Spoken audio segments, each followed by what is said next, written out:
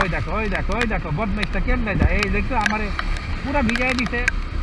আরে ভাই আমার হেলমেটের ভাইজারটা খোলা রে ভাই, খোলা খোলা খোলা ভাই। ওই দেখো কেমনে যায়।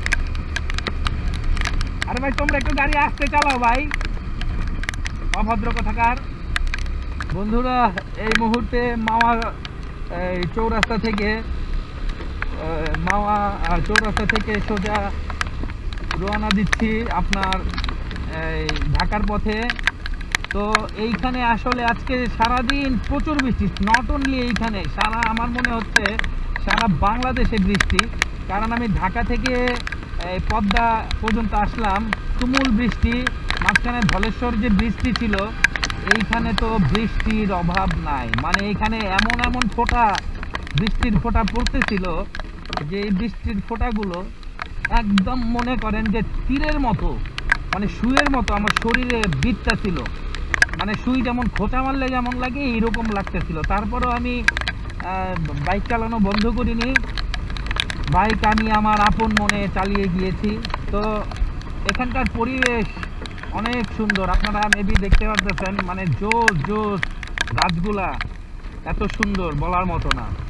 তো যাই হোক বন্ধুরা, আমি আস্তে ধীরেই এখন ঢাকাতে যাব। আমি একটু আগে আপনাদেরকে বলেছি যে ব্লগটি এখানেই শেষ করছি, তারপর আমি ব্লগটি চালিয়ে যাচ্ছি। যাই হোক, এটা সেকেন্ড পার্টে ইনশাল্লাহ দেখবেন। তো বন্ধুরা অনেক সুন্দর জায়গা, পদ্মাটা কিন্তু আসলেই খুব সুন্দর। মাওয়া, শ্রীনগর, বিক্রমপুর, পুরো বিক্রমপুরটাই মানে খুব দেখার মতো একটা প্লেস। আসলে আমাদের বাংলাদেশটা, মানে পুরো বাংলাদেশটাই কিন্তু আমাদের একটা পর্যটন এরিয়া, নগরী হইতে পারে। কিন্তু আমরা শুধু ধরি কক্সবাজার, হ্যাঁ, বা কিছু কিছু স্পট আছে, এগুলো আসলে সব মিলিয়েই আমরা করতে পারি, আমাদের পর্যটন নগরী করতে পারি।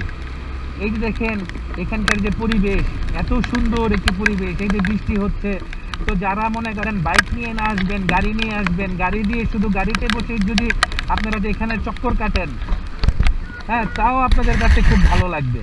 তো বন্ধুরা এই হচ্ছে গিয়ে ঘটনায়, দেখেন কত সুন্দর পরিবেশ। আমার কাছে তো আসলে এখন এখান থেকে যাইতে মন চাইতেছে না, তারপরেও যেতে হবে, বাসায় তো যেতেই হবে। এই যে এই পাশে পদ্মার টোল আপনারা দেখলেন। তো এখন আমি সোজা পদ্মা হাইওয়েতে উঠে যাব। হাইওয়েতে উঠে সোজা এক টানে চলে যাব একদম ঢাকায়। তো সবাই আমার সঙ্গেই থাকুন। ব্লগটি দ্বিতীয় পর্বটি এখানে আবার রানিং করলাম, সাথেই থাকুন। ধন্যবাদ বন্ধুরা। সবাইকে আজকে জানিয়ে রাখি, আমি কিন্তু আজকে পুরাই ছাত্রী রাইডার হয়ে গেছি।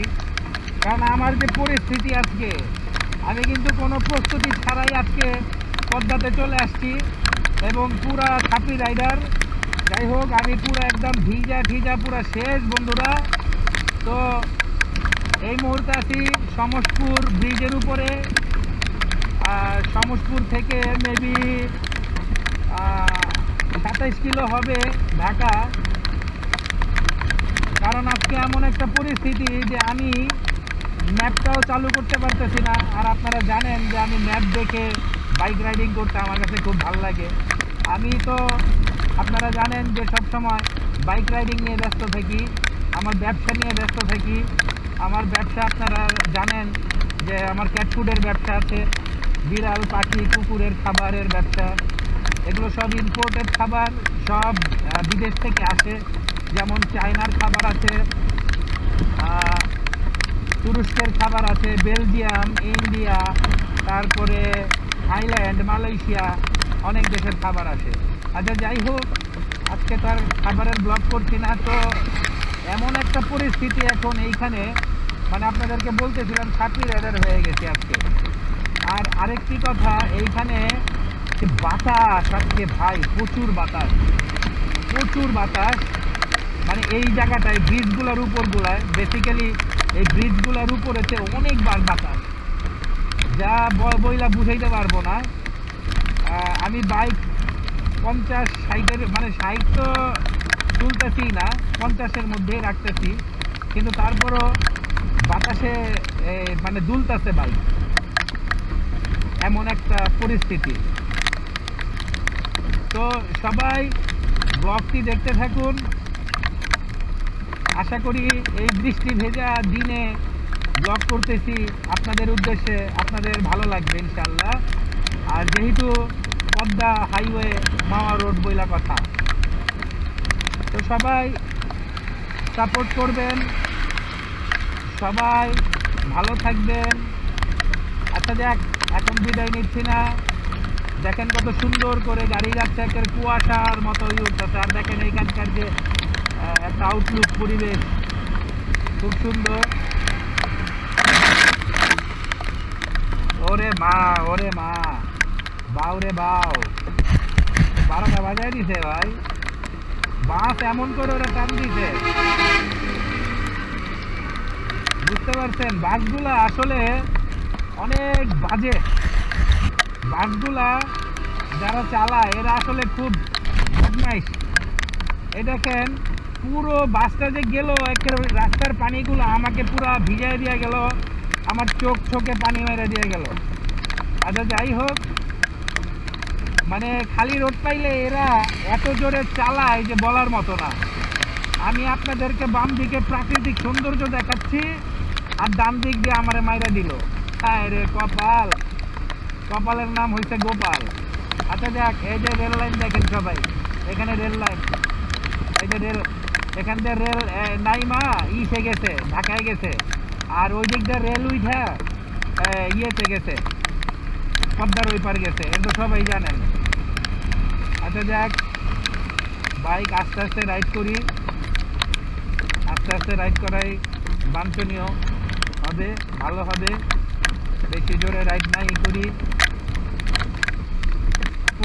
আসলে জানেন, আমার আজকে কোনো ইচ্ছা ছিল না পদ্মায় আসার, তারপরেও কেন জানি চলে আসলাম পদ্মায়। আমার আসলে বাসায় আজকে ভালো লাগতেছিল না। এই দেখেন এখানে একটা, এটা কি শ্রীনগর? হ্যাঁ, বহির্গমন। আচ্ছা, এইখানে একটা সম্ভবত কি করছে এটা আমিও তো জানি না। আচ্ছা যাই হোক, পরবর্তীতে জানলে আপনাদেরকে জানাই দিব। অনেকেই জানে হয়তো, বা আমি জানি না। কি ব্লগার হইলাম আমি নিজেই জানি না। আচ্ছা যাক, আগে এলাকার স্থানীয় মানুষদেরকে জিজ্ঞেস করতে হয়, তারপরে ওইটা নিয়ে কথা বলতে হয়। আচ্ছা, এখন আমি আছি বেজগাঁও, তেজগাঁও না, বয়কার হ্যাঁ, বেজগাঁও এলাকায় আছি। আর আমার মুখে, নাকে, চোখে খালি পানি আর পানি, পুরো শরীরে পানি। দেখেন কি সুন্দর গাড়ি চালাচ্ছে, একেবারে পুরো 100 টান দিছে ভাই আমার। স্ক্রিনটা মুছলাম।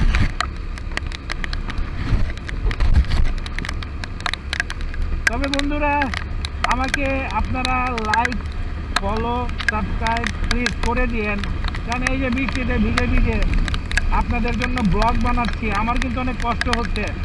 আপনাদেরকে এত সুন্দর পরিবেশ দেখাচ্ছি, আমার অনেক কষ্ট হচ্ছে। আপনারা যদি লাইক, কমেন্ট, শেয়ার না করেন, আমি কিন্তু ভিডিও বানাতে উৎসাহ পাবো না। তো এইসব ভিডিও আপনাদের জন্যই করা, এইসব ভিডিও আমার দেশের মানুষের জন্যই করা। আর আমারও ঘুরতে ভালো লাগে, তাই ঘুরতে ঘুরতে অনেক কিছু আপনাদের সাথে শেয়ার করে ফেলি। আচ্ছা, এখন আমরা আরেকটি ব্রিজে উঠতেছি।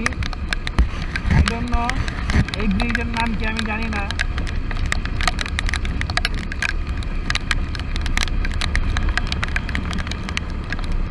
বাম দিকে রেল ট্র্যাক। আচ্ছা, এটা শ্রীনগর ফ্লাইওভার। হ্যাঁ, এটা হচ্ছে শ্রীনগর ফ্লাইওভার।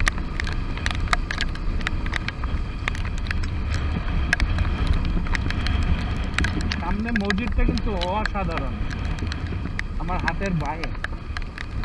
মসজিদটা খুব সুন্দর মাশাআল্লাহ। আমার চারপাশে শুধু সৌন্দর্য আর সৌন্দর্য। এটাই হচ্ছে আমার বাংলাদেশ, এটাই হচ্ছে আমার প্রাণের দেশ, এটাই হচ্ছে আমার প্রিয় বাংলাদেশ। আমার চারপাশে আমি শুধু দেখতেছি যে বৃষ্টিতে মানে এত সুন্দর লাগতেছে, মানে আই ডোন্ট বিলিভ দিস। মানে আপনারা যদি স্বচক্ষে না দেখেন তাহলে আপনারা বিশ্বাসই করবেন না যে বৃষ্টিতে আমাদের বাংলাদেশটা এত সুন্দর লাগে। মানে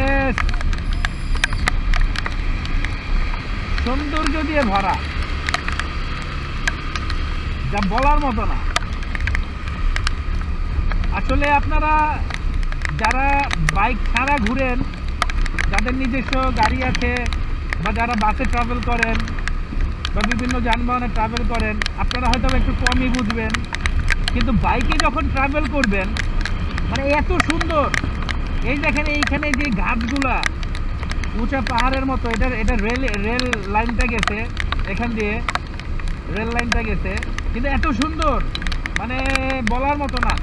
তারপরে এই যে দেখেন গাছগাছরা এখান দিয়ে ভরা, কি সুন্দর। আমি চাইলে জোরে বাইক চালাইতে পারি, কিন্তু আমি জোরে বাইক চালাবো না, আমি আস্তে ধীরেই চালাবো। এই দেখেন কত জোরে যাইতেছে, এই এত জোরে আসলে যাওয়াটা উচিত না, কারণ যদি বাই চান্স স্লিপ করে টায়ারগুলা তাহলে তো গেল যানজীবন। এইসব কারণে এই যে পদ্মা হাইওয়েতে অনেক অ্যাক্সিডেন্ট হয়, এইসব বেপরোয়া গতির কারণে, ননসেন্স। আচ্ছা যাই হোক, এই যে দেখেন প্রাকৃতিক সৌন্দর্য, মানে এদের কারণে না আমার এই মানে ইটা অন্যদিকে চলে যায়, এই বদমাশ ড্রাইভারদের কারণে। আচ্ছা যাই হোক, এই যে দেখেন এইখানে যে প্রাকৃতিক সৌন্দর্যগুলো মানে অসাধারণ অসাধারণ। ভিউয়ার্স, আপনারা আসবেন, বাইকে ভ্রমণ করবেন, আপনাদের কাছে ভালো লাগবে। ওই দেখো ওই দেখো ওই দেখো বদমাইশটা কেমনে যায়, এই দেখছো আমার পুরো ভিজাই দিছে। আরে ভাই আমার হেলমেটের ভাইজারটা খোলা রে ভাই, খোলা খোলা খোলা ভাই। ওই দেখো কেমনে যায়। আরে ভাই তোমরা একটু গাড়ি আসতে চালাও ভাই, অভদ্র কোথাকার। আমার বললাম যে আমার ভাইজারটা খোলা, এখান দিয়ে ডান দিকটা যে তোমরা যাইতেছো, এই দিকটা তো পুরো পানি পুনি আমার পুরো চোখে এনে দিয়ে যেতেছো, বদমাইশ ড্রাইভার ফাউল। আবার আমার ইটা নষ্ট করে দিল। আচ্ছা যাক, যেটা বলতেছিলাম, বাংলাদেশের চারিপাশে যেখানেই তাকাবেন শুধু প্রাকৃতিক সৌন্দর্য আর সৌন্দর্য। আপনারা সবাই যদি বাইকে ট্যুর করেন, আমি ভাবছি অ্যাম্বুলেন্সে মনে হয় আমার আবার পানি দিব, বদমাইশ। যাই নাই, অ্যাম্বুলেন্সটা ভালো আছে অবশ্য, অ্যাম্বুলেন্স ভালো তো, ও তো জোরে যাইতেছে, এখানে তো পানি নাই, তাহলে উইও দিয়ে দিত আমার মুখে কতগুলা পানি, বদমাইশ। ওই যে পিছে একটা প্রাইভেট যেতেছে, দেখে কি করে। হ্যাঁ আচ্ছা যাক, একজন মুরব্বী ঘুমাইতে ঘুমাইতে যেতেছে। আচ্ছা বন্ধুরা, আমরা এখন হাসারাতে আছি, একটা ব্রিজের উপর, হাসারা ব্রিজ। হ্যাঁ, তো এইখানে এই যে দেখেন আমাদের আপনাদেরকে যেটা বলতেছিলাম, আপনারা যদি এখানে ইয়েতে আসেন, কি বলে মানে বাইকে যদি ট্যুরে আসেন বৃষ্টি ছাড়া আসলে এই সৌন্দর্য দেখতে পারবেন না, যদি বৃষ্টির দিনে না আসেন। আপনারা বৃষ্টির দিনে আসবেন, বাইকে চড়ে আসবেন, দেখবেন এখানকার প্রাকৃতিক যে কি সৌন্দর্য। আর সাথে যদি গার্লফ্রেন্ড নিয়ে আসেন তাহলে তো আর কোনো কথাই নাই, গার্লফ্রেন্ড থাকলে তো ভালোই। তো বন্ধুরা, আমার তো গার্লফ্রেন্ড আছে, কিন্তু ওইটা তো আবার কি বলে মানে বউ ফ্রেন্ড আর কি। যাই হোক, ওইটা গার্লফ্রেন্ডও ওইটা বউ। হ্যাঁ, তো আপনারা সবাই আসবেন, গার্লফ্রেন্ড নিয়ে আসবেন, গার্লফ্রেন্ড ছাড়া আসবেন, ঘুরতে বেড়াইতে আসবেন, আপনাদের কাছে ভালো লাগবে, বুঝছেন। ওই যে পিছনে একটা বাস আসতেছে, আমার মনে হয় এই বদমাইশটা আমার মাইরা দিয়ে দেবে। এই দিল না না না না না, এখানে পানি অবশ্য জমা নাই, থাকলে ও আমার মাইরা দিয়ে দিচ্ছে। আচ্ছা ভাই তুমি ভালো আছো ভাই? হ্যাঁ আচ্ছা যাই হোক, এই যে দেখেন সৌন্দর্য অনেক সৌন্দর্য। বাংলাদেশটা আসলে অনেক সুন্দর ভাই। কেউ যদি আমার ব্লগ বিদেশে বসে দেখে থাকেন, প্লিজ আপনারা এই সৌন্দর্যগুলো শেয়ার করবেন। বিদেশিরা যাতে আমাদের দেশে আসে, আইসা যাতে মানে ঘুরে বেড়ায়, তাহলে বুঝবে যে আমাদের দেশের সৌন্দর্যটা কি, আমাদের দেশটা কতটুকু সুন্দর। এতে কি হবে, আমাদের রেমিটেন্স বাড়বে, আমাদের যে রিজার্ভ আছে আমাদের রিজার্ভ বাড়বে। আপনারা প্লিজ প্লিজ প্লিজ দয়া করে এই সৌন্দর্যগুলো শেয়ার করবেন, যাতে পর্যটকরা, বিদেশি পর্যটকরা যাতে বাংলাদেশে আসে, আমাদেরকে যাতে ডলার দিয়ে যায়, তাহলে আমাদের রিজার্ভ বাড়বে ভাই, বাড়বে। আপনারা দয়া করে এই ভিডিওটা শেয়ার করে দিয়েন ভাইয়া। খুব সুন্দর, দেখেন কি সুন্দর, দেখছেন? এই দেখেন কি সুন্দর জায়গা, পর্যটকরা আসবেন, ঘুরবেন।